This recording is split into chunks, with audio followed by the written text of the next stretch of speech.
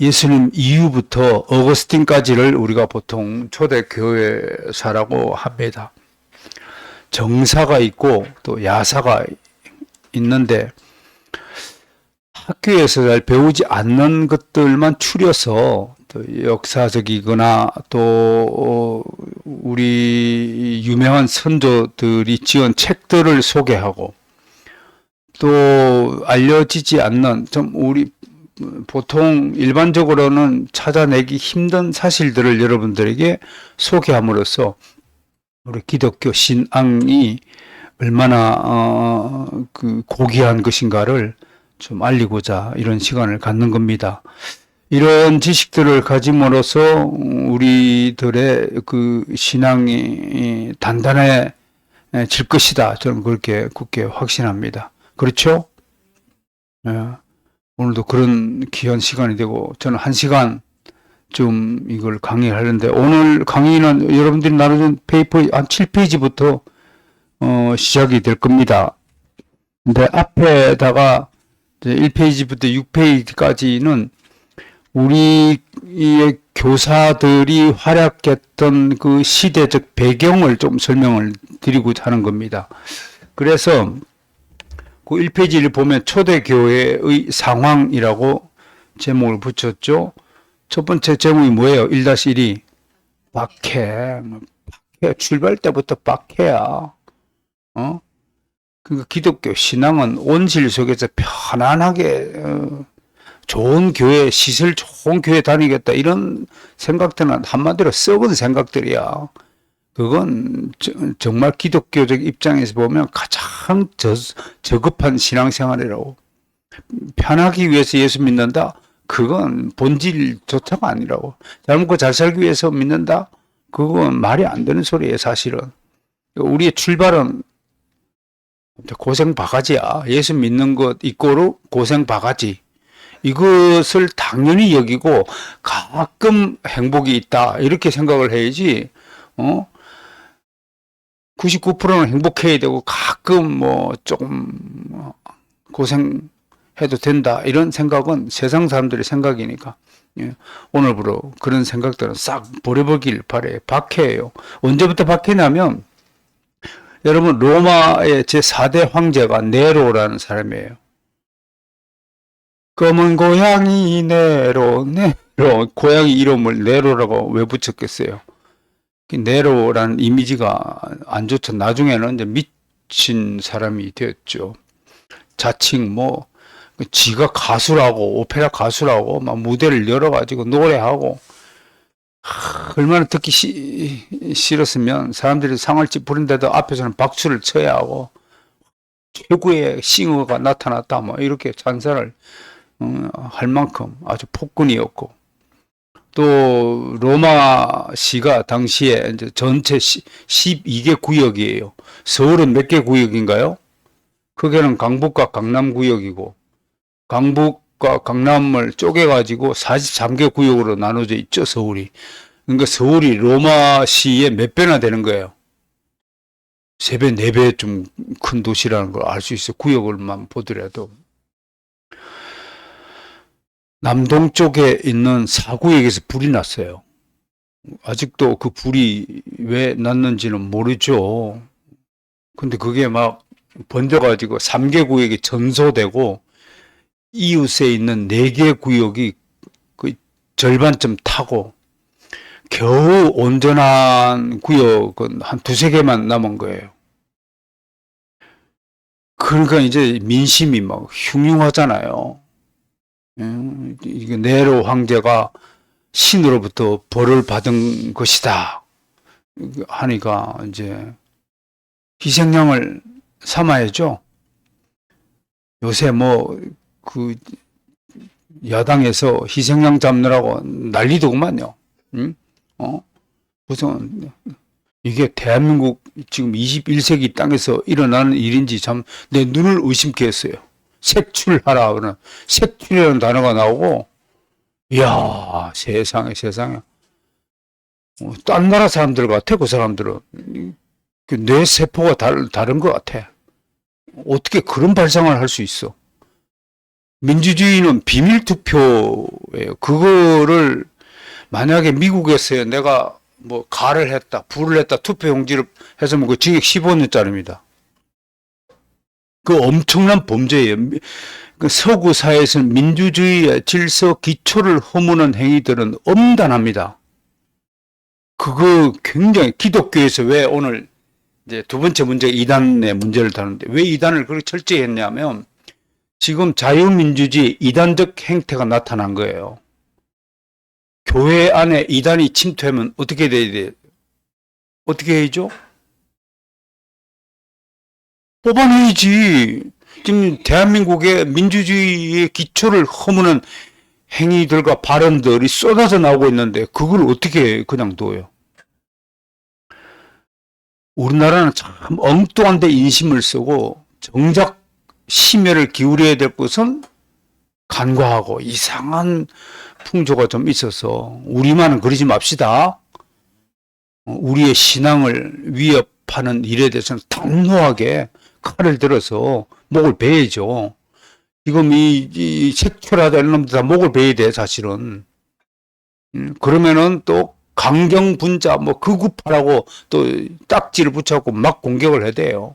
그게 좌파들의 전형적인 수법이니까 낙인 찍고 새머리하고 덮어 씌우고 어느 도단 하는 것은 프랑스의 좌파 운동 때부터 나타난 아주 마귀의 술책들이니까 안타까운 것은 그런 마귀의 술책에 미혹되어서 막 입에 거품 보는 사람들 보면 아 확실하게 마귀의 자녀들이 있긴 있구나 그런 생각을 하게 되죠. 어떻든 이 네로 황제 때 희생양으로 잡은 사람들이 유대교인들이야. 유대교. 그때 유대인들에 대한 경멸감, 저주, 증오, 일본에 지진 나고 일본에 사는 제1동포들이 억울하게 많이 살해당했죠? 그렇죠? 이짐에 당하고 그랬죠. 미국의 9.11 사태 이후로 그 이슬람 사람들이 굉장히 왕따를 당하고 이지매를 당해요. 그래서 그 인도에서 만든 영화 I'm Khan, 나는 칸이다. 그 영화 보셨어요? 그 인도 출신 여성인 만디라라는 여성이 이제 과부인데 아들 하나 가지고 있는 과부인데 약간 좀 모자란 아들을 가지고 있어 이혼을 당했어요. 그런데 이슬람 출신의 칸이라는 녀석하고 눈이 맞아갖고 결혼을 하는데 9.12 테러가 일어나니까 칸이 이슬람 출신이잖아요. 자기는 이슬람 믿지도 않는데 이슬람 지역 출신이라고 해요. 그래서 사방으로부터 왕따를 당하고 이지매를 당하고 아마 그런 내용을 하면서 미국 사회의 그런 이지매 문화를 다루는 영화로 유명한 건데요. 시대상을 반영하는 거죠. 어떻든 유대인들에 대한 이지매가 바로 이때로부터 뿌리가 깊죠. 괜히 히틀러가 유대인을 학살한 건 아니거든요. 이런 이제 역사적인 상황들을 전반적으로 이렇게 좀 이해하시면서 이해하면 좋겠다. 그래서 그때 대표적으로 내가 유명한 사건들 최초의 순교자가 여자예요. 세실리아 여자. 그리스도인을 돕다가 목욕탕에서 뜨거운 수증기를 질식시키려 했으나 시절 죽지 않자 도끼로 그녀의 목을 쳐 죽였어요. 악랄하게 죽인 거예요. 근데 500년 후에 시신이 발견됐는데 하나도 훼손됨 없이 그대로 있고 지금 그 조각상 목을 다시 붙여 조각상이 지금 루브르 박물관인가 거기 보관되어 있습니다. 그다음 폴리카 이제 원래 원 이름은 이제 폴리카르푸스인데 사도 요한의 제자죠. 86세에 화형당하면서 그 회유를 받자 86년 동안 주님이 나를 한 번도 배신 안 했는데 내가 어찌 주님을 배신하랴 하며 찬송을 부르면서 죽었다. 라는 전설 같은 이야기가 이제 유세비우스나 필로의 역사 기록에 있다. 이렇게 알려지고 있죠. 유스티누스는 이제 다른 말로 저스틴 마티로 순교자 저스틴으로 영어권에서는 그렇게 알려진 인물이고요. 165년, 10년 간격으로 폴리카르프 155년, 유스티누스가 165년에 죽었고요. 세바스찬이라는 군인 황제의 부하였던데 참수당했죠. 예수 믿는다는 황제가 아니 이제 근위병이잖아요. 근위병 경원이죠. 나의 경원 중에 예수쟁이가 있다고 그 목을 쳐 죽이고 동방의 신자 그 로마 제국은 서로마 제국 말고요. 콘스탄티노플을 수도로 하는 동로마 제국 40여 명을 얼음강에서 동사시켜 죽인 이야기들, 뭐 그런 얘기들 좀 소개했습니다. 로마는 왜 기독교를 박했는가? 뭐 유일신간이 로마 제국의 통치에 걸림돌이 되었고요. 두 번째로 하층민들을 미혹하고 파는 이게 기독교가 하층민들에게는 해방 신학이에요, 한마디로. 아니 희망의 신학이 된 거예요. 구원의 교리가 된 거예요. 아니 교회를 가니까 차별도 없는 거예요. 먹을 것 공짜로 다 주는 거예요. 얼마나 인기가 있겠어요, 기독교가. 대한민국에는 점점 교회가 매력을 잃어가는 이유가 뭘까요? 저 교회 안 찾아도 먹을 게 풍수해요. 우리 어렸을 때부터 교회 가야 사탕을 주고 교회 가야 연필을 주는, 그러니까 그거 받으러 교회 다니고 그랬잖아요. 난 7살 때부터 다녔어요. 지우개도 선물로 받고. 그 풍금 소리. 세상에 그런 악기 소리가 어디 있어요. 맨날 깽가리 치고 푹 치고 그것밖에 없던 생각. 풍금 소리가 교회에서 울려오니까. 절간에서 스님이 교회에서 제일 부러운 게 풍금이었대요. 그래서 우리 절간에다 풍금을 갖다 놓으면 안 되냐고. 그랬더니 그 시주 드리는 선생님, 그걸 어떻게 머리에 찌고 이고 산으로 기어 올라갑니까? 어떤 우스개 같은 얘기가 있었잖아요. 근데 지금 뭐예요? 집집마다 피아노가 다 있고, 교회에서 먹는 밥보다 자기 집 식탁에서 먹는 것이 훨씬 풍성한 때에 무슨 교회를 부러워하겠어요? 기독교에 대한 오해, 성만찬 이런 것들을 사람을 죽여 사람 고기를 먹는다, 사람 피를 먹는다 이런 오해를 받았죠. 무엇보다도 기독교인의 급속한 증가, 나중에 그 북아프리카 카르타고라든지 또 알렉산드리아든지 로마시에는 한 20%가 되고요. 북아프리카 도시는 한 10% 이상 유대교인들이 개종된 기독교인이 늘어갔답니다. 두 번째 큰 위협이 뭐냐?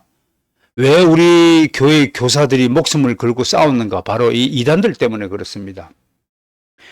대표적인 이단이 말시온입니다. 폰토스 시노페 사제 출신인데요.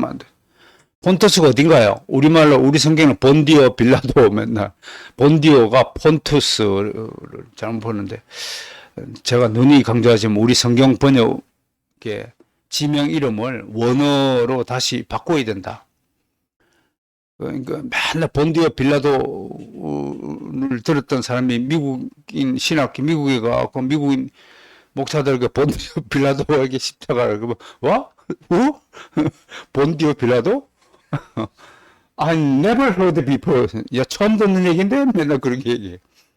못 알아듣는 그 영어로 하려면 폰투스 필라토스라고 정확하게 발음을 하든지 아니면은 폰투스 원어 발음을 하든지 해야 됩니다.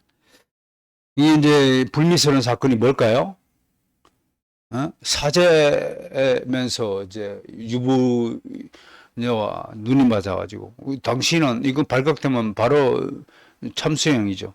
그래서 로마로 도망을 친 거예요.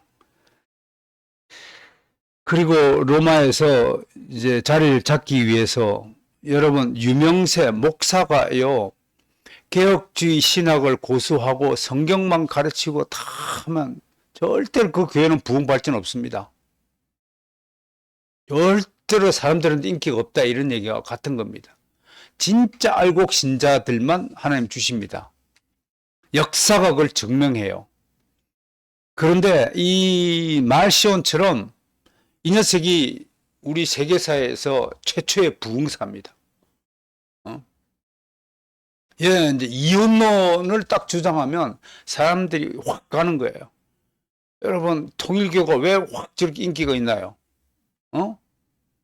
통일교가. 흑인들 입장에서는요, 이야, 통일교만큼 좋은 기회가 없어, 결혼할 기회가. 흑인이 어떻게 아시아, 한국, 서울 출신 여자하고 결혼을 하고, 어떻게 일본 여자랑, 돈 많은 일본 여자랑 결혼을 하고, 백인과 결혼할 기회가 있어요? 노예들이 어떻게 한번 자유로운 세상에 살 수 있나요? 이게 대중의 말이에요. 그 호기심을 자극하는 거예요. 그러니까 이 말시험 보세요. 극단적 이혼론자예요. 구약의 하나님은 저급한 신이고 신약의 하나님은 수준 높은 신이다. 그리고 그는 바울 서신만 추구했어요. 여기서 영지주의가 나타난 거예요. 영지주의도 극단적 이혼론자거든요. 근데 영지주의는요, 말시온 파들은 지식적으로 못 배운 사람들이 집약한 거고, 그 좀 공부를 한 사람들이 말시온파에 함께 있으니까 좀 자존심 상해. 뭘 대화가 안 되는 거야. 이게 뭔 얘기를 하면 못 알아들으니까. 그러니까 우리는 따로 하자고, 그게 영지주의예요. 그 영지주의 특징이 뭐냐면 이언론인데 아주 수준 높은 이언론이에요. 이런 것들을 좀 알았으면 좋겠어요. 그 영지주의 극장이 뭐냐? 이런 거에 한마디로 영지주의 잘 알아요. 그노시스. 영어로 그노시스 그래요. 영지주의, 영적인, 음?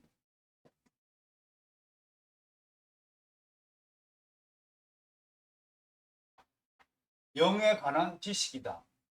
그 영이 뭐냐? 신령한 세계다. 그러면 이런 거예요.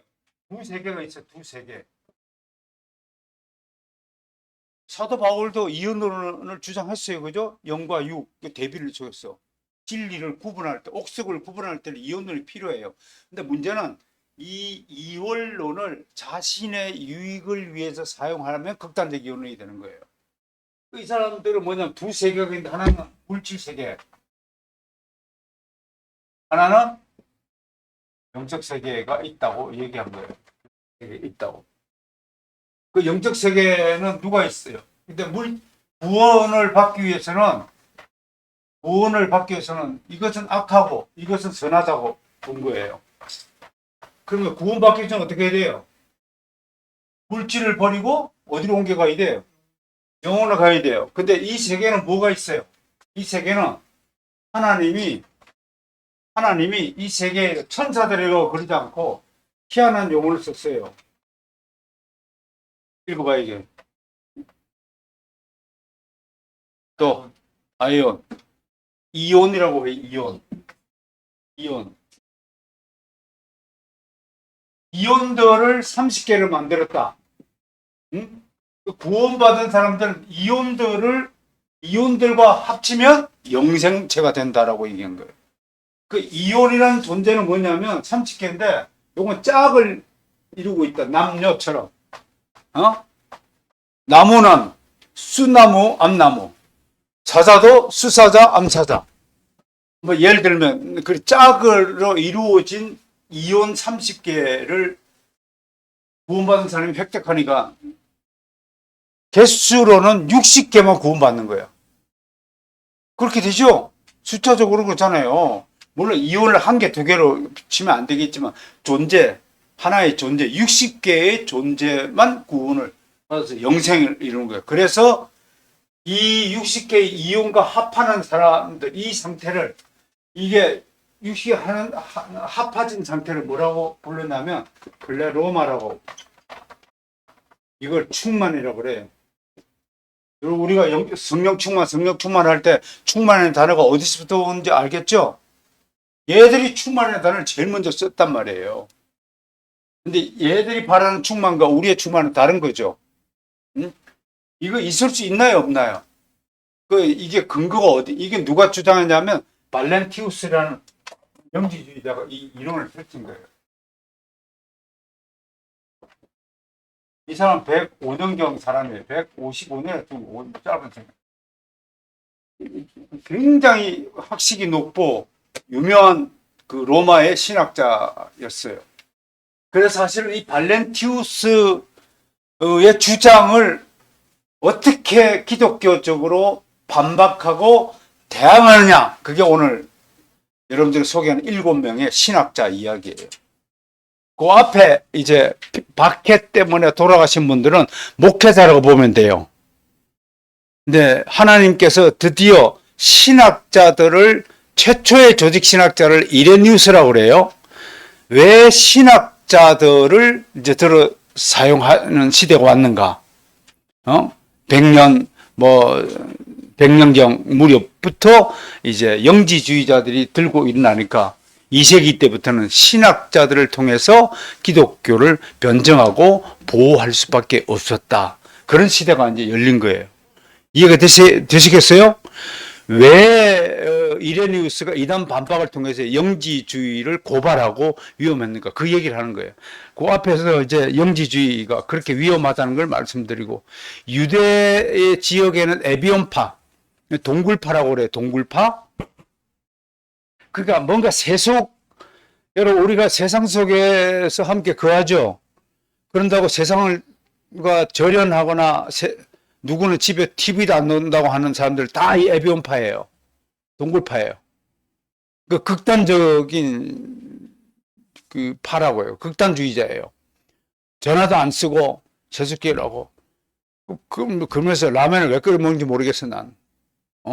핸드폰도 안 쓰고 연락도 안 받고 주변 사람들과 그 교통도 안 되고. 여러분 칼빈은 교회를 성도의 교통이라고 교회론에서 그렇게 표현했어요. 그리스도인들은 365일 24시간 열려 있어야 된다. 언제나 교통을 할 수 있어야 된다. 언제나 이웃집에 무슨 일이 발생했을 때는 즉시로 달려갈 준비를 해야 된다. 이게 기독교인의 특징이에요. 근데 이 동굴파들은 나만의 세계를 추구하는 거예요. 이게 다 수도원적인 생각이고요. 이게 이제 극단적 청교도주의자들의 특징이고요. 동굴 속으로 들어가는 거. 나만의 세계를 투기하고 요즘에 관상주의자들이 이런 신학을 배우고 있는 거예요. 이게 그러니까 여러분들 행태가요. 이웃과 늘 교통이 일어나야 돼요. 교통. 그걸 우리가 코이노니아라고 하는 겁니다.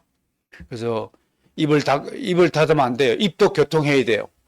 예수 그리스도를 믿으라는 말이 계속 나와야 되고, 몸도 항상 이웃을 위해서 봉사하고 섬기고, 이웃집에 뭐가 있는가. 여러분들이 어느 지역에 살더라도 여러분 지역 주변을 빗자루를 들어서 청소한 일, 이게 이웃과 교통하는 가장 좋은 방식입니다. 청소해야 되고, 걸레를 쓸고 닦고, 오늘 임동균 선생이 우리 빗자루를 들어서 딱 바닥을 딱 썰었어요. 그러니까 저 교수들보다 더 훌륭해. 교수들 치고 여기 와서 빗자루 들고 청소하는 사람 내가 못 봤거든. 그 빗자루를 듣는 순간 그 사람이 하나님과 교통하는 자라고요. 명심들 하세요. 이게 진짜 신앙이지. 앉아가지고 뭐 나는 말씀과 기도에 전무하는 자는 말고 내가 제일 싫어한 말이야. 그 사도들에게 있는 일이고요. 우리는 사도가 아니라 목사예요. 주의 종들이라고요. 주의 종들은 손이 놀려지면 안 돼요. 부지런하게 쓸고 닦고 비비고 해야 될 것이다. 이게 왜 갑자기 일어나고 있어?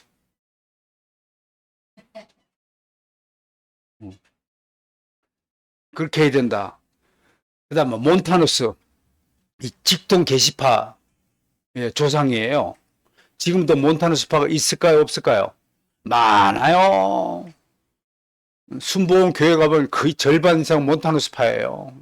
오늘 아침에 하나님께서 말씀하셨대요. 기도할 때. 그래가지고 오늘은 무슨 옷을 입으라고 그랬대요. 아이고 참말로 그러니까 신학을 이런 시간을 통해서 여러분들이 하나하나씩 그 연원과 기원과 본질과 행태와 생성 과정과 열매들을 추적하여서 근원부터 자세히 살피지 않은 사람에게 일어나는 일들이 이런 쓸데없는 오해와 잘못된 행동이 된단 말이에요. 여러분 무식은 절대로 자랑이 아닙니다. 지금 우리가 무식하다고 할지라도 이런 시간을 통해서 하나하나씩 하나님에 대한 지식을 채워서 지식 없이 믿음이 자라지 않는다는 사실을 명확하게 하고, 그래 늘 책을 읽고 저는 책만 읽으면 졸려요. 눈을 뽑아버려.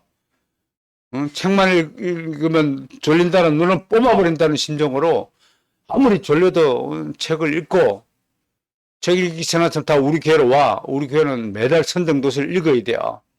책을 읽지 않은 사람은 그리스도인이 아니야. 책을 읽지 않은 사람은 절대로 신앙을 가질 수가 없어요. 그게 교회사가 증명하는 바예요. 그러니 뭐 내 앞에 와가지고 저는 책만 읽으면 졸려요 그러면 확 눈을 뽑으라고 내가 얘기할 거예요. 왜?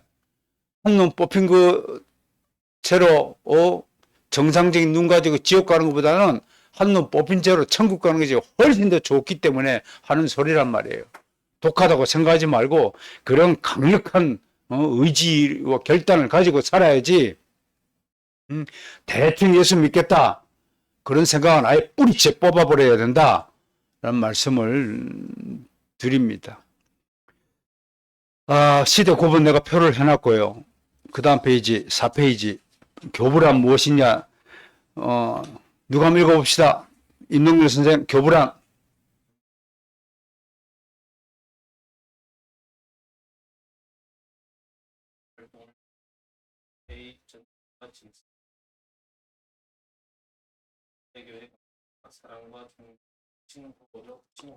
예, 교부, church fathers, fathers of church, 뭐 그렇게 번역을 하죠. 교회의 아버지들이다. 그 아버지 그러면 우리의 믿음의 아버지가 누군가요? 아브라함만큼 존경을 해야 할 사람들이 교부들이다라는 말에 이런 것 자체에 담겨 있는 겁니다. 우리의 이 초대 교부들이 누군가를 5페이지에 제가 해놨습니다. 그러니까 초대 교회의 대표적인 목사님들 보면 됩니다. 누구예요? 로마의 클레멘스. 여기에 이제 여러분들이 계보를 좀 봐야 돼. 자, 내가 여기 봅시다. 신학 계보를 좀 봅시다, 여러분. 우리 성경을 기록할 때는 누가 최고의 스승인가요? 예수 다음에 바울이죠. 바울이에요, 바울. 그 바울의 제자들이 누군가요? 디모데, 디도, 누가, 아볼로, 브리스길라, 아굴라, 베베, 뭐 또 허메, 뭐 여러 사람들이 성경에 등장하고 지난번에 바울과 함께한 사람들이 몇 명? 지난달에 특강했잖아. 80명이라 했잖아. 80명. 로마서에만 26명의 이름이 나타난다. 그런데 신기하게도요. 그건 성경의 역사에 포함된 거고 교회사에는요. 사도 바울의 제자들은 나타나지 않고 사도 요한의 제자들이 활약하는 시대가 교부 시대예요. 그 사도 요한의 세 명의 제자를 길렀어요. 어디서 길렀는지 아무도 모르지만 우리 학자들은 대부분 사도 요한이 마지막에 예수님의 어머니 마리아를 모시고 어디서 살았다고 전해져요? 에? 어디? 에베소. 에베소에 가면 성모 마리아 교회가 있잖아요.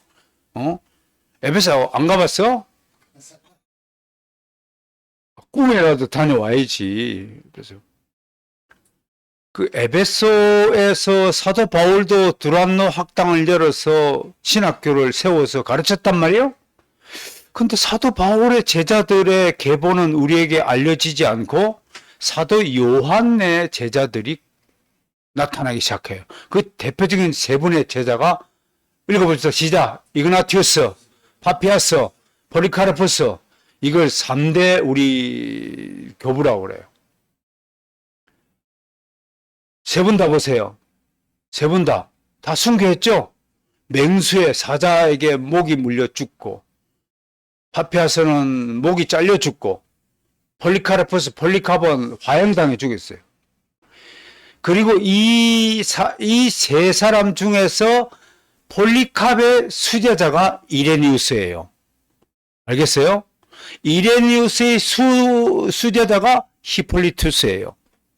그리고 엉뚱하게 이집트 알렉산드리아에서 클레멘스와 오리겐에서 두 분의 신학자가 활용했고요. 그 다음에 북아프리카 카르타고, 이걸 라틴 학파라고 그러는데요. 다른 데는 소아시아나 알렉산드리아, 이집트 같은 데는 다 헬라어, 그리스를 썼는데 여기는만 라틴어를 써요. 왜? 카르타고는 로마 제국에 점령되지 않았어요. 그래서 라틴어만 순수 쓰는 거예요. 그래서 여기에 테르툴리아누스, 우리 영어로 터툴리안, 테르툴리아누스 라틴어를 그렇게 부르는 거예요. 키프리아누스, 암브로시우스 세 명의 신학자가 나타나기 시작하고, 이 모든 신학을 총 집대성한 인물이 누구요? 다음 달에 제가 소개할 누구? 우리말로 어거스틴이라고 알려진, 읽어봅시다. 아우구스티누스. 이제 감이 잡히죠? 신앙과 신학. 그러니까 사도 요한 계열의 제자들은 다 순교했어요. 야, 이것도 특징이죠. 그래서 이그나티우스를 5페이지 보시면 이그나티우스, 아무튼 이분들은 감독들이에요. 감독들. 어느 지역의 감독이에요? 안디옥의 감독. 그 다음에 파피아스는 버가모가 어디 있어요? 소아시아 남부 지역에 있죠. 사도 바울 선교 여행지의 이름이 드러나죠. 버가모. 그 다음에 폴리카본, 서머나. 요한계시록에 서머나 교회 나오죠. 예? 나오죠. 두아딜라 사빌라, 에서보르두 사빌라. 그게 이제 에베소스 교회, 서머나 교회, 버가모 교회, 두아디라 교회, 사데 교회, 라오디아 교회, 그 7개 교회를 에서포르드 사빌라 그렇게 외우라고 하잖아요. 외울 때 그렇게 외우시라고. 서머나 교회에서 155년경에 했다. 그러면 최초의 그 사도들의 최초의 순교자는 예수님의 동생인 야고보죠. 40한 8년경에 죽었다고. 최초의 목사님 순교자는 누구요? 이그나티우스라고 보는 거예요. 그렇게 해놓고 이제 폴리캅 파피아스를 소개하고 7페이지 보세요. 오늘은 이제 영지주의자들을 고발하고 기독교회를 지키기 위해서 쓰임받았던 7분의 신학자들을 여러분에게 소개합니다. 이런 분들의 노력을 우리가 간과해서는 아니 되겠습니다. 머릿속에 딱 집어넣었죠? 그 초대 교회사를 이렇게 해서 딱 체계적으로 정리해 두시면 이제 왁구가 꼬리질 것이다 라고 보는 거예요. 사도와 교부들은 주 보세요. 교회가 당면한 현실적인 문제를 해결하라고 기독교 교리 전체를 설명하거나 변정하는 시도는 거의 하지 못했어요. 그런데 2세기 말에 들어서 변화가 일어났어요. 2세기 초부터 발행한 이단들이 나름대로 교리 체계를 가지고 도전해오자 교회도 대응 차원에서 정통 신앙을 체계적으로 수립하고 변정할 필요성을 느꼈어요. 그 대표적인 7인의 인물이 시작 이레니우스, 클레멘스, 오리게네스, 테르툴리아누스, 키프리아누스, 암브레시오스, 히에로노미스. 이런 이름들은 그냥 입에서 줄줄줄줄 외워야 돼요. 이런 분들에 대한 감사함이 없는 사람은 개혁파 신학자가 아니에요. 개혁파 신앙을 개성하고 보존하겠다고 하는 사람들이 아니에요. 천국 가면 다 만나서 줄줄이 인사해야 될 분들이에요. 이분들이요. 이분들의 삶을 어찌 다 논할 수 있을 것만은 짧지만 한번 논해 보는 거예요. 이분들을 지역별로 세 학파로 나눠요. 소아시아 학파를 안디옥 학파라고 그래요. 그 다음에 이집트에서 인구 50만 명에 달하는 대도시였죠. 이집트의 제대로 나일강변에 위치한 알렉산드리아 학파. 그 다음에 아까 얘기한 북아프리카 카르타고를 중심으로 일어난 라틴 학파. 이 파가 세 개 있는 거예요. 우리는 무슨 학파예요, 이제? 우리는 마스터스 학파예요. 개혁파 중에서. 누구는 북한산 학파라 합디다. 그가 지도 교수가 있는 곳 지역을 위치해서 사람 이름을 부르기는 그렇고, 그러니까 북한산 학파라고 누가 그러더라. 한번 찾아와. 아유, 또 정릉 학파에서 북한산 학파가 되셨냐고.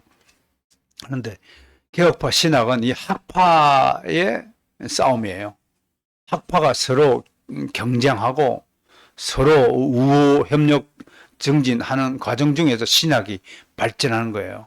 미국에도요, 북미 개혁파 안에서 북미 개혁파와 청교도 학파가 두 가지 종류로 나눠져서 서로 하는데, 사실은 여러분, 틀린 것과 다른 것은 구별되어야 돼요.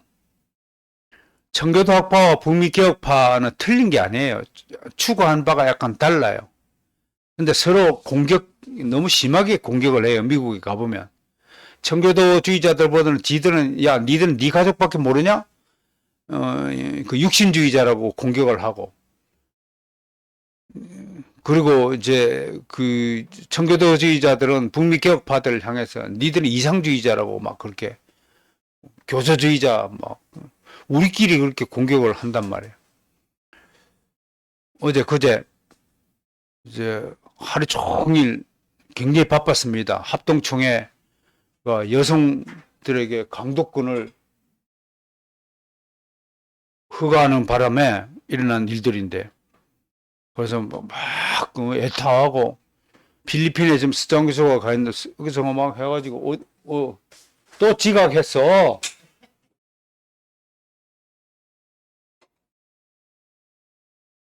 지각생은 그 앉지 말고 이제 서서 들어. 아이고, 오늘 더 이쁘게 해서 왔네. 당신하고 미경 씨가 자매가 아니냐고 누가 닮았다고. 이미지가 많이 닮았나 봐. 자매라고 여기 들어가니까. 그 강도권을 주는 것은 설교권을 준다는 것과 같은 뜻이거든요. 그렇지, 이게 무슨 소리냐. 그리고 강도권을 준다 안 준다를 어떻게 총회에서 결정하냐. 이거 헌법을 개정해야 되는데, 헌법 개정을 해야 그게 바뀌어진 거. 어제 총회의원들이 그 뭐 하느냐, 무식한 놈들아. 아무튼 총신이 이것들을 무식해가지고 지금 탈이라고 내가 아주 막 욕을 있는 대로 쓰다 부어가지고, 그래가지고 임종구 목사라고 그 총신의 신학위원이라고 내가 아주 그냥 야, 이 무식한 것들아. 헌법 개정도 없이 그런 거를 하는 이게 말이 되느냐. 그러고 이제 크리스천 투데이 기자들을 동원하고 무식한 헌법 개정 없이 이게 가능한 거 모르니까 이제 오정호가 이제 깜짝 놀라가지고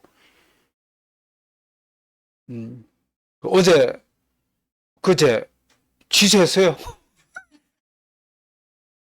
그래서 장원이가 잘했어 그렇게 왔더라고요.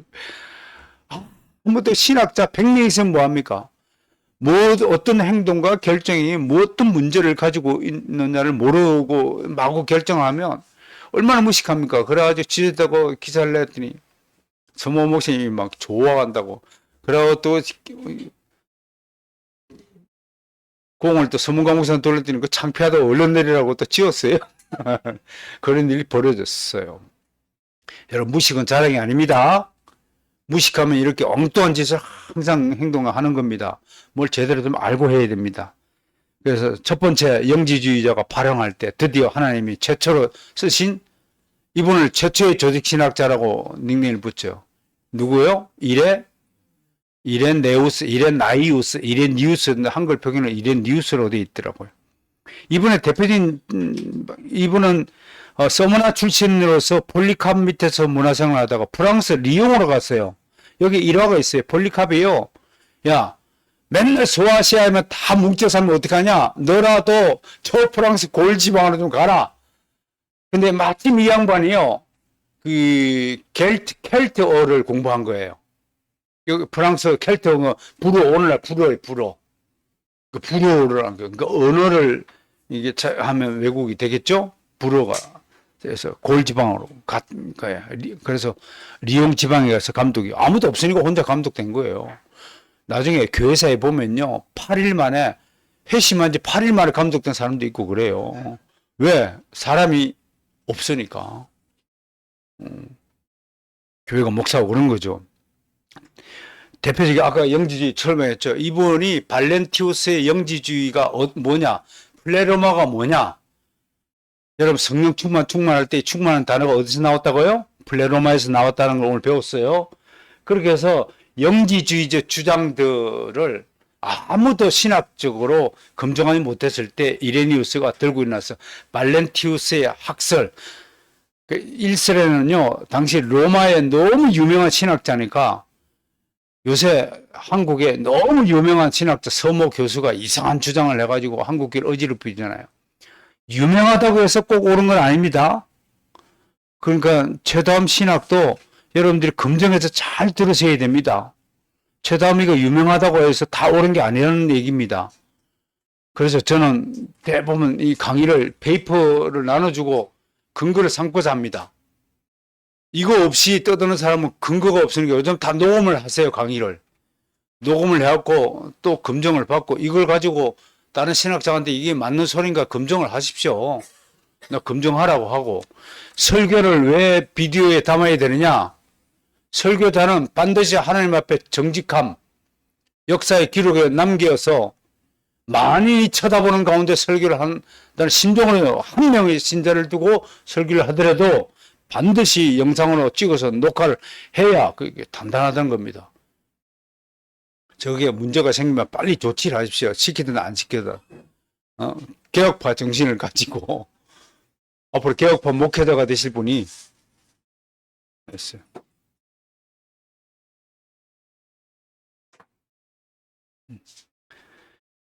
그래서 이단 반박이라는 책을 통해서 처음으로 교회에게, 여러분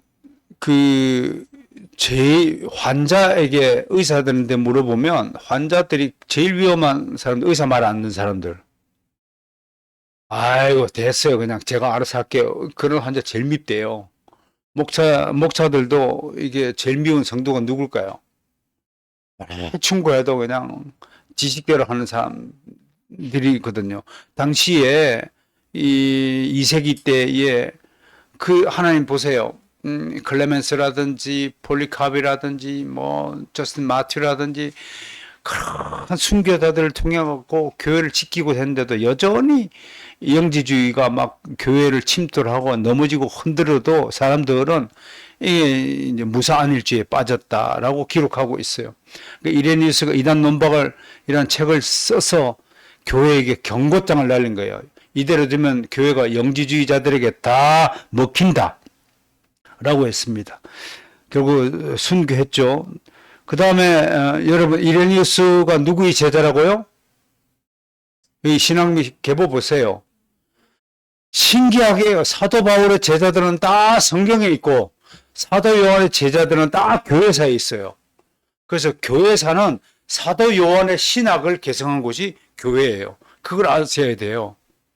그러니까 사도 바울 신학은 성경을 통해서 공부하고, 오늘 저와 함께 여러분들 사도 요한이 제자들이 남긴 그 신학을 우리가 붙들고 있는 거예요.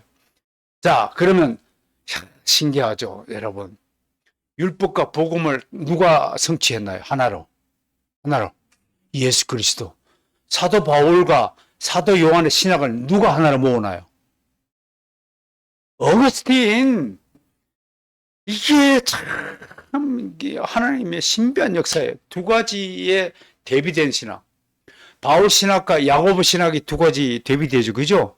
근데 상호 보완적, 요즘에 공동서신, 월요일마다 제가 공동서신 강의를 하고 있는데, 요즘에 공동서신을 새롭게 보자 해서 공동서신 세관점 신학이라고 이름을 붙여서 공부를 해요.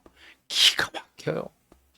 하나님이 이렇게 신학자들을 들어서서 기존에 알지 못했던 새로운 진리의 광산을 이렇게 캐는 작업을 하시는 거죠. 그래서 그 사도 요한의 훌륭한 제자 중에 폴리카르푸스 밑에 이레니우스를 양성시키고, 이레니우스 밑에 제자가 누구냐면 히폴리투스예요. 그러니까 이제 계보가 이제 그려지죠.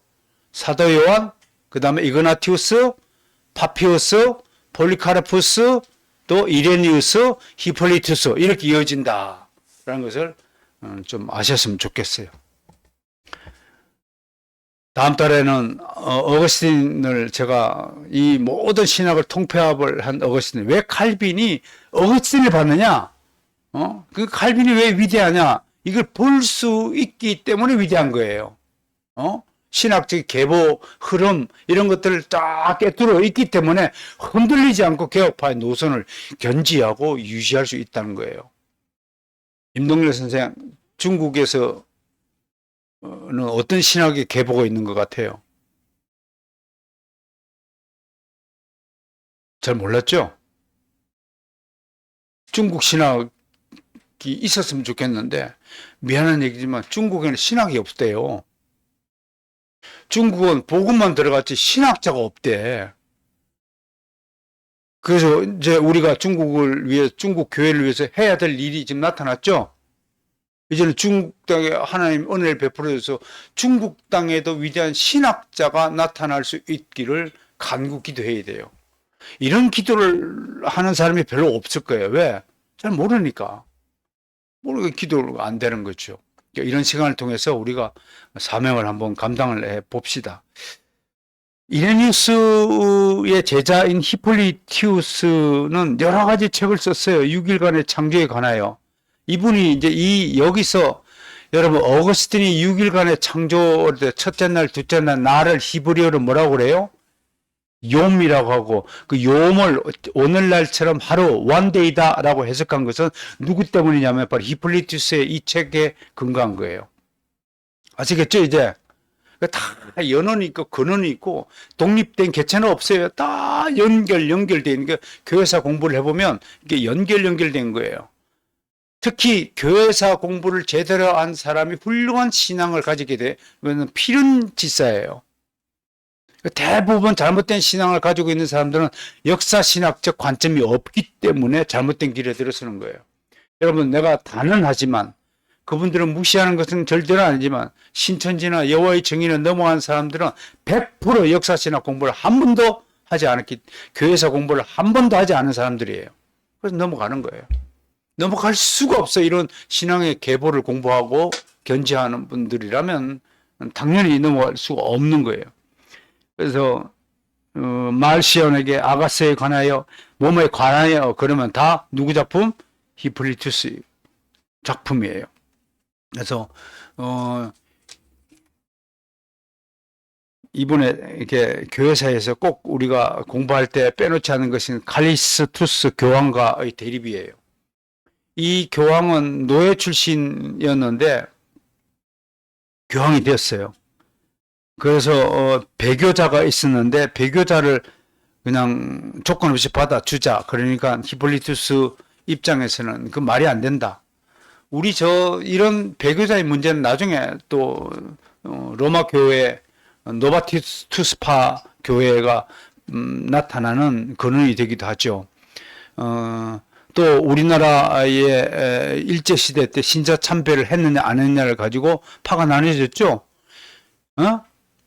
그 신사 참배에 참여한 사람들은 교회에서 받아주면 안 된다는 것을 지금 남아있는, 부산에 남아있는 파를 수진파라 그래요.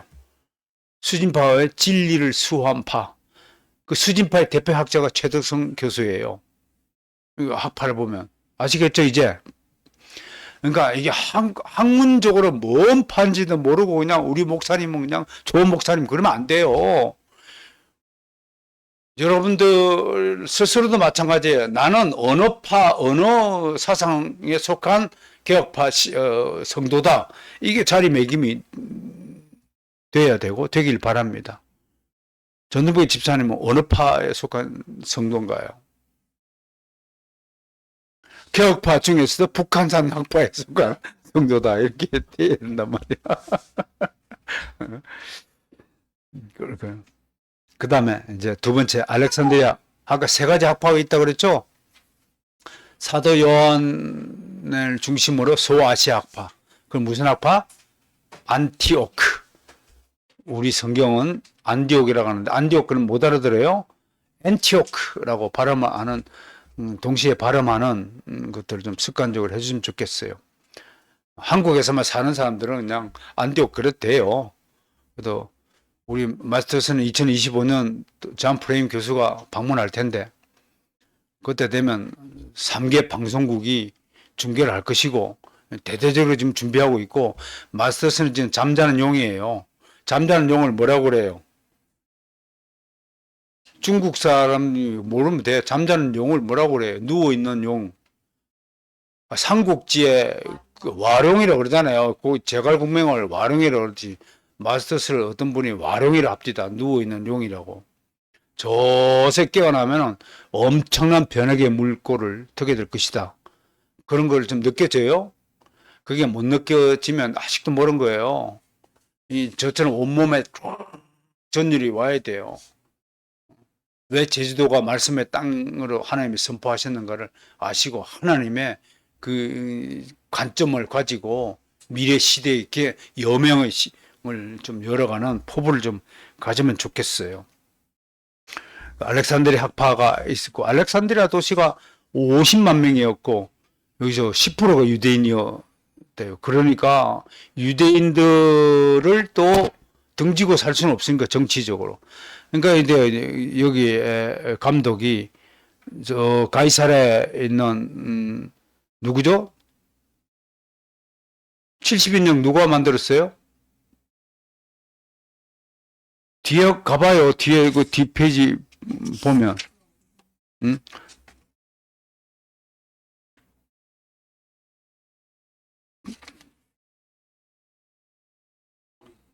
시간을 빨리 가야 되겠다. 자, 아무튼 70인역을 만든 도시죠. 그게 이제 클레멘스가 있고요. 이분은 기독교 윤리학하고 거의 세 번째 줄에 보면 교리문답 학교장으로 일했다고 했죠. 그러니까 여러분 최초의 교리문답서가 뭐냐 그러면 자꾸 종교개혁 시대에 제네바 교리문답이라고 답을 많이 해요. 근데 사실은요, 알렉산드리아의 클레멘스가 만든 교리문답 학교, 그 다음에 그 교리문답을 제자인 오리겐이 이어받았어요. 오리겐에서는 우리말로 오리겐이라고 알려져 있는데 이 클레멘스의 또 수제자예요. 이 계보를 잘 아시기 바라요. 알렉산드리아 대표는 클레멘스예요. 그래서 로마의 클레멘스는 목사님이고요. 알렉산드의 클레멘스는 신학자라고 그렇게 구분하면 돼요. 되겠죠? 그리고 기독교 신학의 철학을 도입한 최초의 인물이에요. 그래서 철학적 신학자라고 알려졌어요. 그렇게 보시면 되겠어요. 시간 때문에요. 제가 집에 가서 자세히 읽어보시고 중요한 지점만 짚어둡니다. 제일 이제 우리에게 헷갈리는 인물이 이제 오리게네스예요. 오리겐. 이분 헥사플라는 성경을 제작하신 분이에요. 6개 번역본을 한 책에 모아본 어마어마한 작품이에요, 이건요. 이런 일을 할 수 있는 것은 인간적 능력을 초월한다고 봐요. 그런데 이렇게 훌륭한 책을 쓰심에도 불구하고 신학적 주장을 보면 이걸 개혁파라고 볼 수 있을까? 왜냐하면 종속설을 주장했거든요. 종속설이 뭔가요? 성자 하나님은 성부 하나님에게 종속된 분이지 하나님이 아니다. 뭐 그렇게 이야기하는. 이 원래 알렉산드리아 학파가 좀 디오니시오스라는 분을 여러분 기억해야 되는데 이분이 이제 알렉산드리아 학파 있으면서 클레멘스 선생님에게 쫓겨나신 분이에요. 왜? 종속설을 주장하느라고. 근데 오리겐도 나중에 스승이 죽고 난 뒤에 이제 종속설을 쓱 꺼냈어요. 스승이 살았을 때는 무소저 못하다가요. 교리문답 학교장으로 교리문답을 가르치는 사람이. 나중에는 알렉산드리아 못 이고 가이사랴로 갔어요. 그리고 동방신학의 선구자가 됐다. 그 동방신학은 필리오켄 논쟁 때문에 지금 종속절을 이어받고 있죠. 이게 이제 오리겐 때문에 해서 마침 우리는 동방신학의 후예들이 아니라 서방신학의 후예들이라는 사실을 우리가 감사해야 된다라고 생각합니다. 그래서 9페이지를 가보면 오리겐이 이제 여러 작품 중에 6천여 권의 저술을 남겼다. 야, 이건 정말 제가 23권, 4권 저술을 했는데요. 40여 권을 서약을 해서 그렇긴 한데 6천여 권을 하면 도대체가 우리가 1년이 며칠인가요?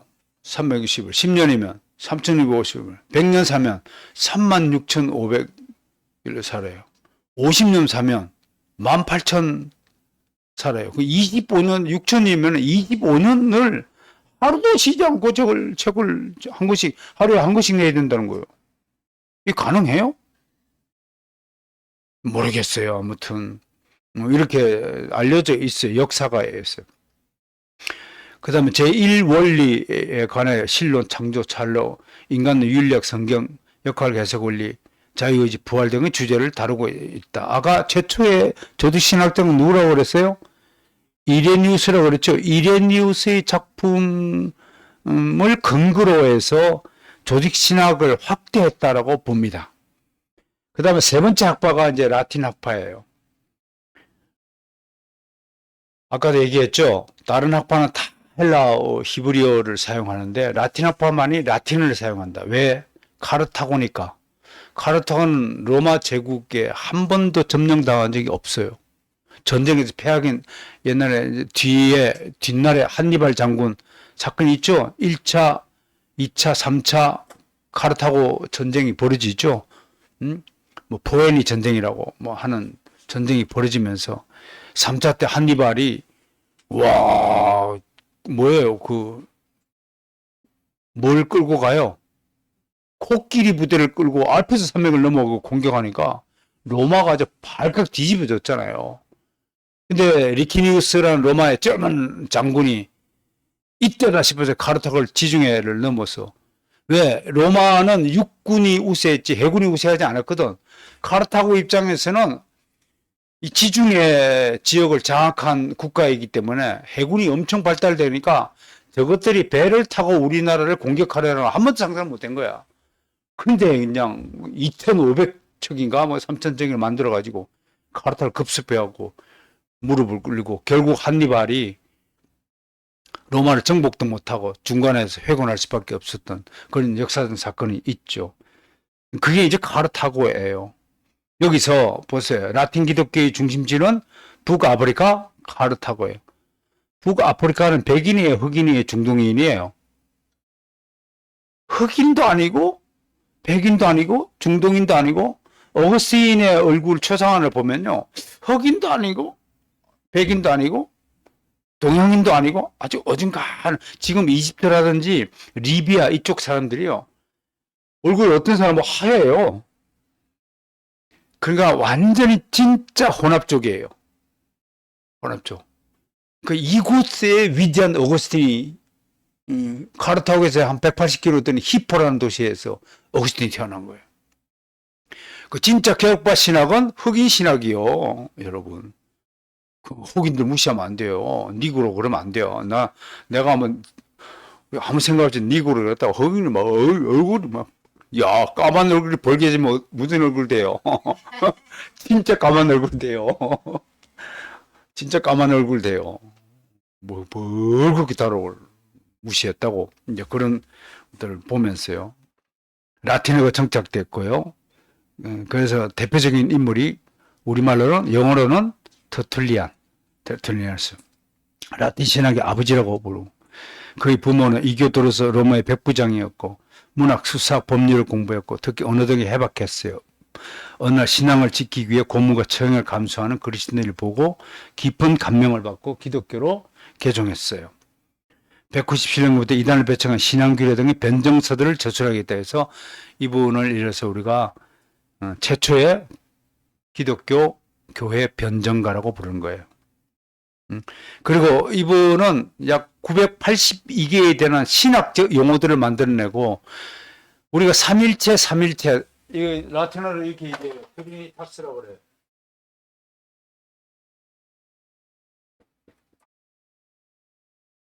이거 영어로 이제 트리니티라고 얘기해요. 삼일체. 이 삼일체 교리를 만들고요. 본질, 위격이라는 이런 단어를 만들어서 이거 내가 적어놨죠? 서브스탄티아, 본체. 그 다음 위격은 뭐라고요? 페르소나. 페르소나가 뭔가요? 퍼스터네라는 사람 뒤에 헬라는 R을 앞에 붙이는데 라틴어는 뒤로 붙이면 뭐예요? 페르소나 가면이지, 가면. 가면이. 이걸 위격이라는 용어로 지각선거 서 있어. 위격이라는 용어를 차용한 거예요. 그러니까 무슨 말이에요? 원래 하나님인데 이위의 위격으로 나타났다. 그런 뜻으로서 페르소나라는 용어를 만든 거예요. 그러니까 여러분 이게 이런 신학자들의 오늘은 그 노고를 생각하시면서 최담 신학에도 한번 매료가 됐으면 좋겠다라는 홍보를 하는 겁니다. 이런 시간들을 통해서 이제 여러분들 신앙이 좀 찰지어졌으면 좋겠다는 말씀을 드리고요. 그 다음에 영혼 유전설.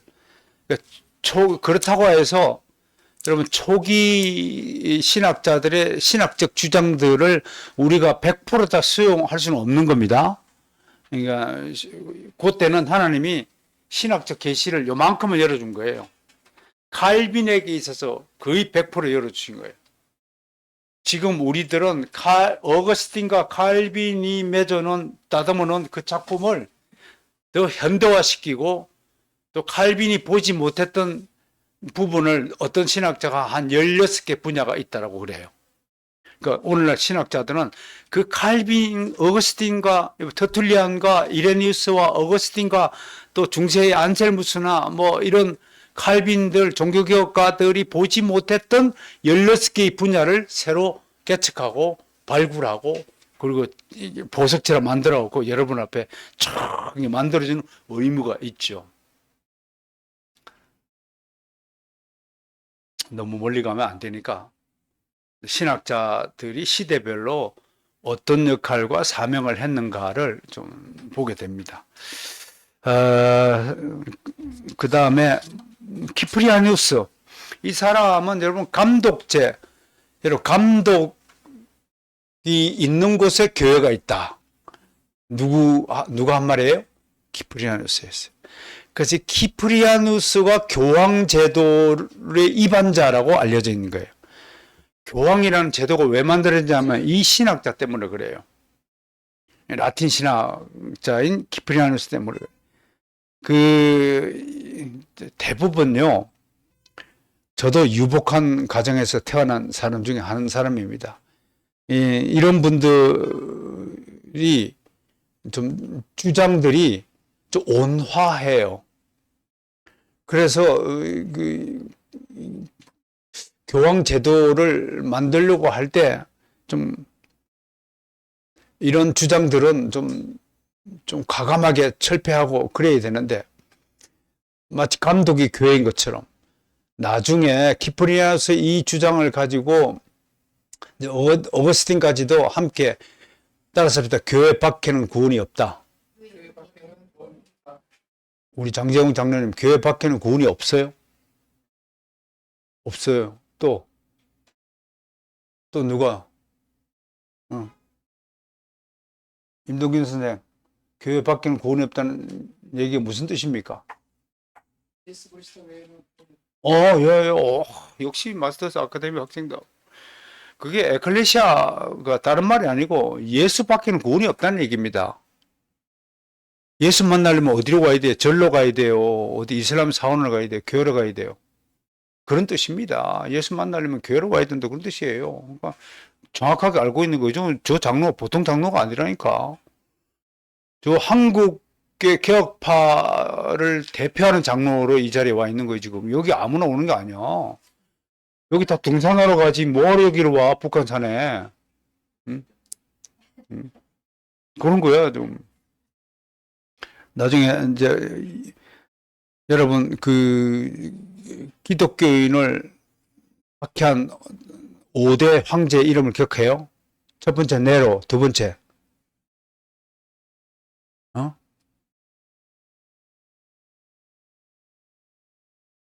발레리아누스, 그 다음에 트라야누스. 근데 이 발레리우스 황제 때 키프리아누스가 참수당했어요.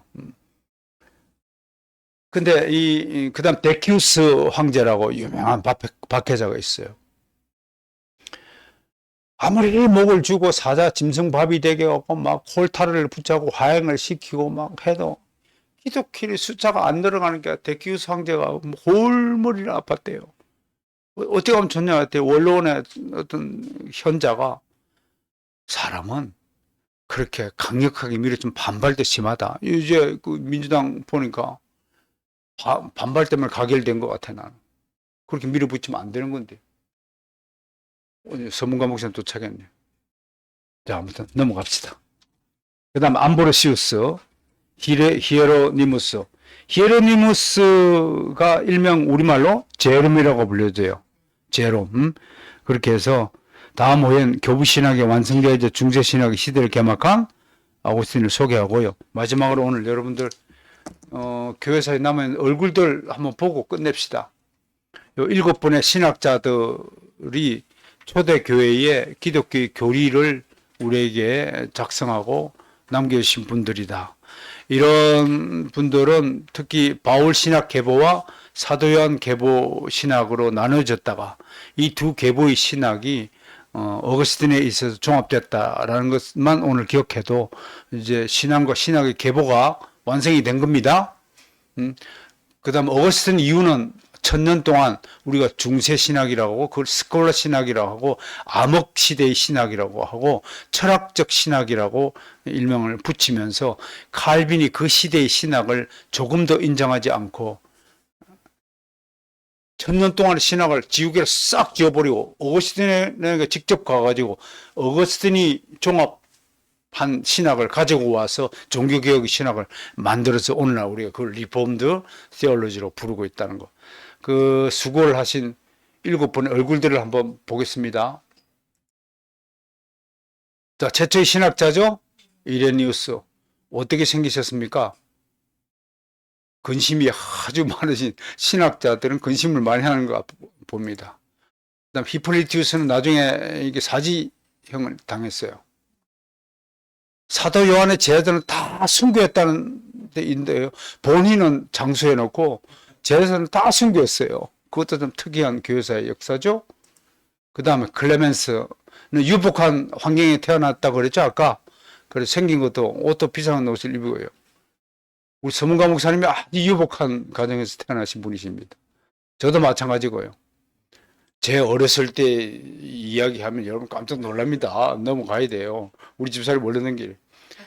오리겐에서 이건 이제 헥사폴라 성경을 집필하는 과정을 그린 그림이라고 합니다.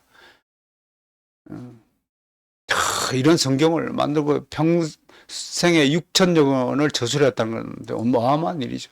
그 다음 터툴리안으로 알려진 테르툴리아누스, 그 다음에 키프리아누스, 아주 근엄하죠. 이런, 왜 이 십자가를 두 개의 모습을 했나요? 왜 그럴까요? 왜 두 개를 해서 한 개만 될 거를? 혹시 아시나요? 이분이 그 철학과 신학 그 조화를 주장했기 때문에 그걸 상징적으로 합니다. 그 다음에 암브로시우스. 저는 제일 칼빈을 닮은 신학자가 암브로시우스라고 봐요. 그 프랑스 고을 지방의 들이인데 프랑스 사람들이 대부분 의복이 이렇게 입어요. 그 칼빈도 평생 요 의복을 한 거예요.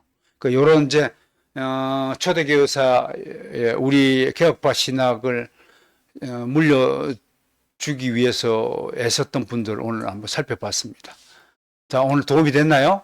다음 달에는 이 모든 신앙을 통폐한 어거스틴을 공부할 테니까 어거스틴에 대해서 할 얘기가 참 많아요. 한 강좌로 끝낼 수 없을 만큼 그 신학과 생애와 사상은 연구를 거듭해야 된다고 말씀드립니다. 자, 이어서 한 5분 쉬었다가 우리